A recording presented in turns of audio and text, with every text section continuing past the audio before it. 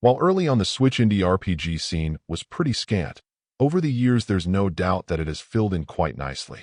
Not only have there been quite a fair number of RPGs released to the system, they've also managed to be quite diverse, of course including the likes of Skyrim and Square titles, but also indies that have covered the gamut in terms of style.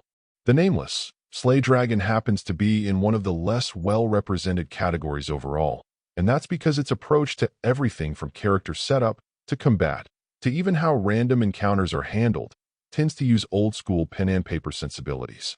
Having lost their family and everyone they knew in a dragon attack as a child, your main character is absolutely a driven individual who is out for vengeance.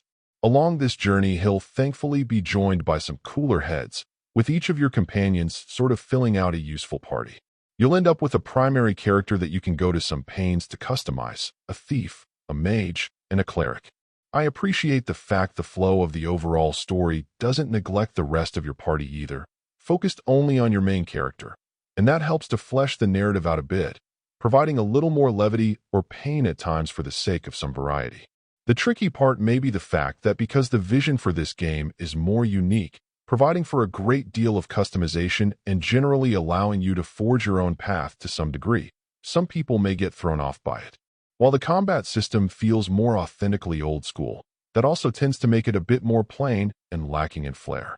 Similarly, while the game's art style has its own unique flavor, I wouldn't say that it's particularly exciting either.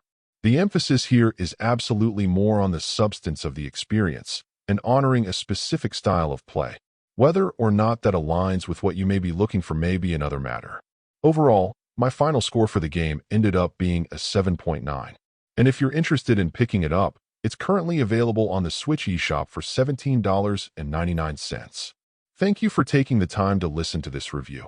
And if you'd like more information or ideas of indie games worth checking out on the Switch or the Switch 2, be sure to click on the link provided in the description. Until next time,